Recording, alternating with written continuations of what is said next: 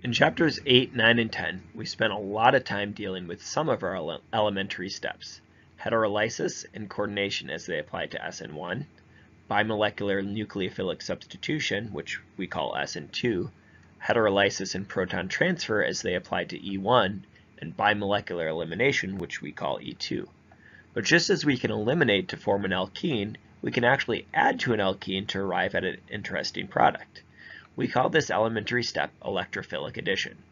Remember that alkenes have an unusual concentration of electrons in the double bond, and these electrons are more accessible since the pi electrons are held above and below the bond axis, reducing steric constraints.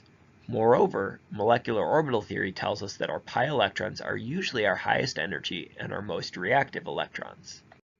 Electrophilic additions are actually only the rate-limiting step of a two-step process that is essentially the reverse of an E1 reaction. The first step is the elementary step called electrophilic addition, and the second step is the coordination step. We give the whole process the name electrophilic addition based on that rate-limiting step. It is hopefully apparent that the first step is rate-limiting since the product formed is positively charged, and therefore higher in energy, and the final product is neutrally charged, and all sigma bonds, and therefore lower in energy. We only talk about the net reaction, like with SN1 and E1, which takes an alkene and reacts it with an electrolyte first to one carbon of the alkene, then a nucleophile, usually from the same molecule, coordinates to the other carbon. One thing that I want to make really clear right off the bat is that benzenes don't go through this two-step electrophilic addition process. They are decidedly not alkenes, and should not be expected to act like alkenes, even though they look like them. This goes for all aromatic molecules. Remember that in benzene, the pi electrons are delocalized and are heavily stabilized by this resonance. If we did a two-step electrophilic addition, like with alkenes, we'd lose that resonance and therefore that stability. So absolutely do not think about these reactions applying to benzene and other aromatics. They do not apply. Now that we have that off our chest, let's talk about how we determine the major, or most produced, product of an addition to an asymmetrical alkene that could potentially give multiple products. Remember that for this reaction, the formation of a carbocation after an electrophile adds to one carbon of the alkene is the rate-limiting step, which also means that under kinetic control, which is usually the case, this is the only step that matters. For this reason, we really need to consider the carbocations formed to determine what the final product will look like. The two possible carbocations for this reaction are shown at the bottom right. The carbocation on the secondary carbon, that's the one on the right, is more stable. On the primary carbon, carbocation is the one on the left, that is less stable. This means that we are more likely to end up with a chlorine coordinated to a secondary position than to a primary position, which we see in the formation of the 2-chloropropane as the major product. Technically, it's actually the stability of the transition state rather than the carbocation that matters. But since the transition state for an endergonic reaction will look a lot like the carbocation product, the stability of the carbocation is a perfectly adequate stand-in. Practically, the considerations of addition products are usually the same. The most stable carbocation will be the most substituted, and so the coordination of the nucleophile will occur at the more substituted carbon. We call this Markovnikov's rule. The coordination occurs to the more substituted carbon. Remember, this process is a two-step process that has a carbocation as an intermediate, just like SN1 and E1 reactions. That means all the baggage of carbocations applies here too. Particularly, carbocations will migrate to become more stable if possible. So we need to consider possible 1,2-alkyl and 1,2-hydride shifts. We also need to consider that in many cases we will make a new stereocenter, but since the carbocation is achiral, we will end up with a racemic or equal mixture of both possible products. So for example, if we start off with a 1,2-diphenylethane all in the E form, and then react via an electrophilic addition, we'll end up with a mixture of the two possible enantiomers. All the reaction examples that we've given for electrophilic additions so far have been strong acid halohydrides like HBr and HCl. Could we do this reaction with a weak acid like water? Look at the reaction as written. The rate-limiting step is the first, but now we are forming two particularly unstable intermediates, which will make the reaction highly endergonic. The energy barrier for the rate-limiting step is so high for this reaction, it won't really occur under normal conditions. However, we can make this reaction work with the addition of a small amount of acid catalyst. Hydronium can protonate the alkene much more readily, because now we are going from one charged reactant to one charged product. The energy barrier is lower then. Water can coordinate, again going from one charge to one charge, and a proton transfer to water will make the product neutral and regenerate hydronium. So weak acids can add, but we really need a strong acid catalyst to get us past the rate-limiting step in these cases.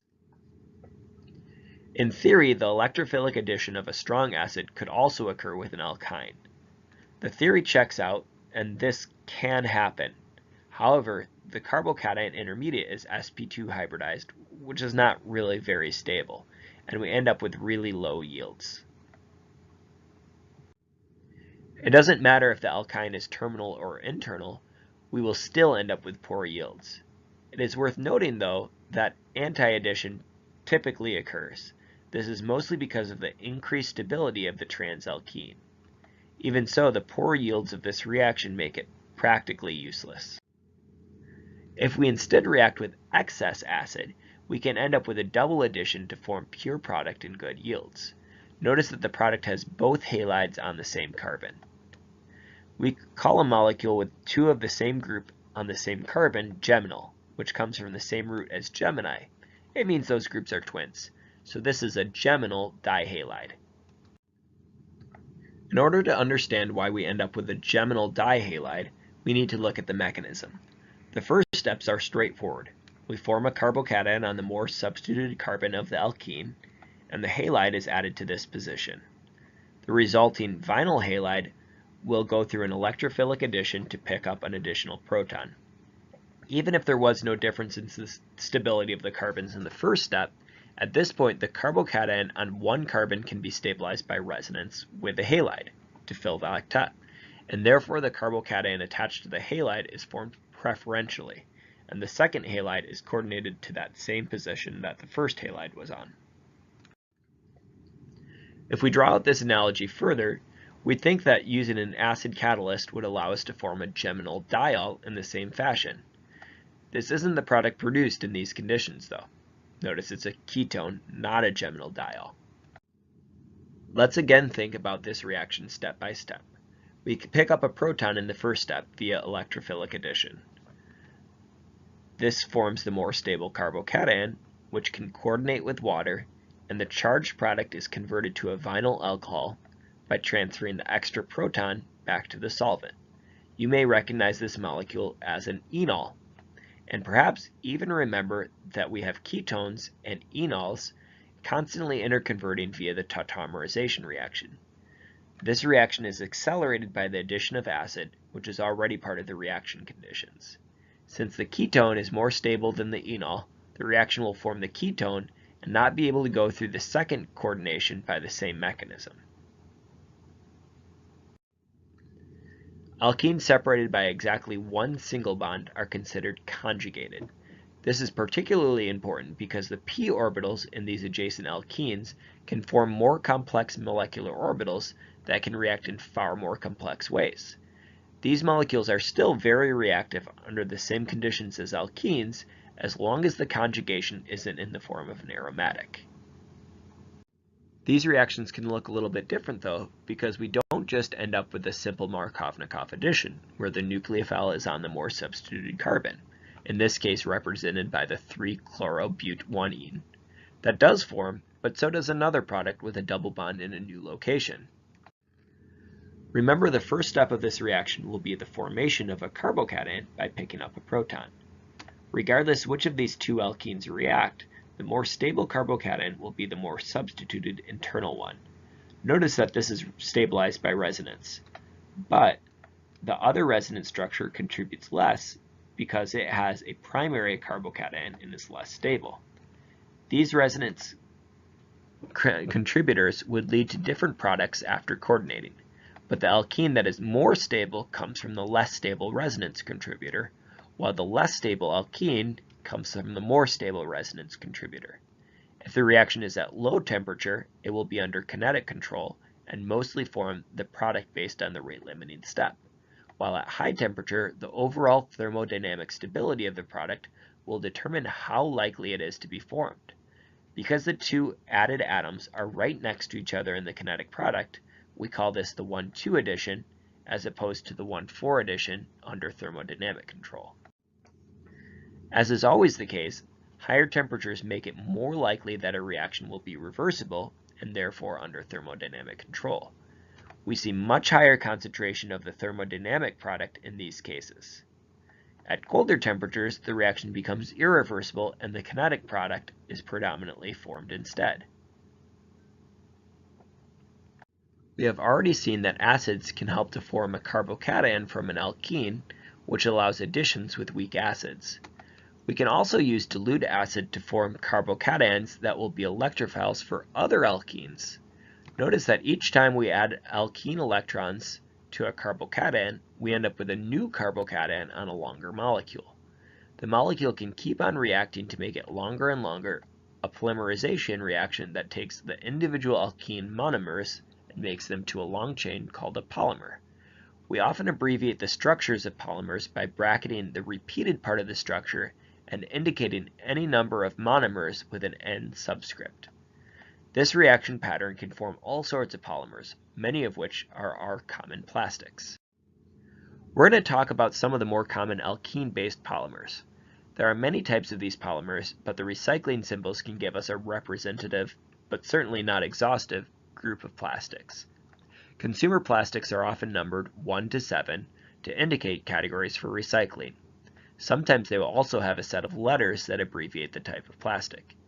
Plastics 2, 3, 4, 5, and 6 are all alkene-based polymers, while plastics 1 and 7 are often ester-based instead. We'll talk about the alkene-based polymers in a little bit. These numbers and symbols were created by the plastics industry to make recycling easier, but they are voluntary. Nobody needs to put them on.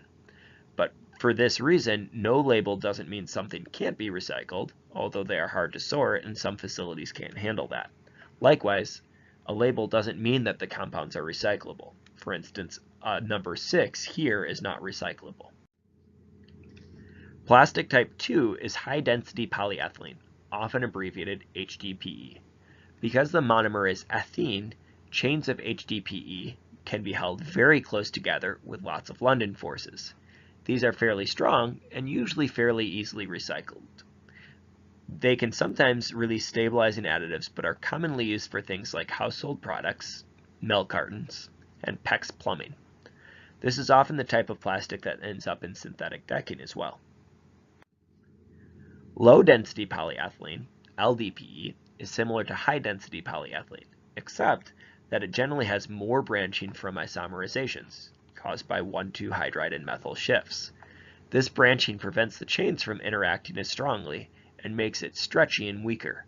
It is used in plastic bags and wraps. Most facilities don't like plastic bags mixed in with everything else, so the bags need to be recycled at grocery stores. But they are very recyclable. In fact, the compost bins that we have around campus are made of recycled low-density polyethylene. Polyvinyl chloride is a polymer of vinyl chloride. It can be used in all sorts of toys where it usually isn't labeled. It can also be rigid like PVC pipes. The rigid stuff, like PVC pipe, is relatively easily recycled. Even though the polymer is relatively safe, someone had to work with the toxic monomer in order to make that polymer. It is worth reducing the use of PVC for the benefit of exposing fewer workers to the toxic monomer, and worth paying particular attention to recycling it so the monomer can be avoided whenever possible. Polypropylene is among the safest plastics and is also generally easy to recycle. Levi's cups are made of polypropylene. Polypropylene often has colorants added, which means that it is sometimes easier to increase coloration when recycling, like in the plastic broom bristles that have been made darker through more added colors when they're recycled.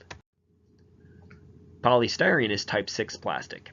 Many people think of styrofoam as equivalent with both expanded polystyrene, it is actually just a brand name of the expanded polystyrene foams, and all polystyrene in general. There are a lot of forms of polystyrene, and many plastic beverage containers are polystyrene. Styrene is difficult to recycle, but it is possible. You just can't do it through our on-campus recycling. The picnic table shown is made from recycled polystyrene. Our practice of putting hot beverages in expanded polystyrene cups is largely based on insulation. As you know from lab, hot temperature makes it more likely that it will liberate styrene from polystyrene. Styrene is toxic, so that's an interesting thing. Many naturally occurring molecules are formed from smaller units using similar processes. Many of these molecules are made from polymerization of isoprene, the molecule shown on the left, which gives monomer units with a backbone as shown on the right. A biological strategy for making these molecules involves making isopentenyl pyrophosphate, which is closely related to isoprene. If the OPP group, which is pyrophosphate, would eliminate, isoprene would be the product. The pyrophosphate is two phosphates linked together. This is a stable leaving group kinetically, but releases a ton of energy when it leaves. Think like ATP energy because it's essentially the same form. Isopentenyl pyrophosphate can be enzymatically isomerized by electrophilic addition of an acidic proton from an enzyme. The enzyme can then pick up a different proton to force the reaction to a more stable alkene, as shown. This isomerization lowers the energy required for pyrophosphate to leave, since the resulting carbocation is resonance stabilized. The biologically formed carbocation is now able to react with an additional isopentenyl pyrophosphate to make a longer molecule. This and similar processes make increasingly long carbon chains that can be converted to cholesterol and other steroids. Squalene is an intermediate in this process. 6 isoprene groups are joined to make squalene, which is oxidized to an epoxide by a specific oxidase, an enzyme that's made for that thing. A single proton makes the epoxide a better leaving group and allows for an alkene to be a nucleophile for the epoxide. Notice this would make another carbocation, which is at the same time reacted with another alkene and so on. Although the 5-membered ring that could be formed has a more stable tertiary carbocation, a 1,2 alkyl shift forms a more stable 6-membered ring with the less stable secondary carbocation, which is immediately reacting to form a final 5-membered ring with an adjacent alkene. We can see that ring forming on the bottom left of this slide, and we can see that the carbocation formed is now tertiary. Finally, the carbocation is eliminated by a simultaneous series of 1,2 hydride and alkyl shifts and the elimination of a single proton. The lanosterol formed is an isomer of the original epoxide produced through a series of relatively straightforward elementary steps. The lanosterol can be further converted to cholesterol, which is in turn a precursor for all sorts of interesting steroid hormones and bile acids. This is not a mechanism to memorize, but a chance to go through a complex biological mechanism and realize that you, hopefully, understand each of the elementary steps that occurred. You're pretty much ready for biochemistry now. Like in Chapter 10, we have gone through a lot of closely related reactions. This is pretty much the new norm for the next chapters. In this chapter, we saw that Bronsted acids are electrophiles because of their acidic protons, and because alkenes and alkyne pi electrons can serve as nucleophiles, we can have electrophilic addition reactions to those pi bonds. These are initially going to form carbocations, which makes the first step rate limiting. We know that these reactions will occur with all sorts of alkenes and alkynes, with the one exception of aromatics because they're not truly alkynes and will decidedly not react. We can tell what type of carbocation is most stable, and this is going to be the carbocation that forms, and therefore going to be the one that coordinates by Markovnikov's rule. But we also know that carbocations are crazy go-nuts and can rearrange. We know that we can add weak acids like water, but only with an acid catalyst. We need to make sure that we have a more positively charged electrophile. And then we follow the same rules of Markovnikov addition. We can go through a single addition to an alkyne, but we also know that it kind of stinks. It's easier to double add and form a general dihalide. If we try to do this with water instead, it gets stuck as a ketone instead of the geminal diol. Dienes are going to go through similar reactions, but can have both 1,2 products and 1,4 products due to resonance. The 1,4 reactions will be favored as temperature increases, the thermodynamic product, and the 1,2 as temperature falls, the kinetic product. And as always, there's a summary table in your book at the end of the chapter, but understanding of the mechanism is required to understand the products.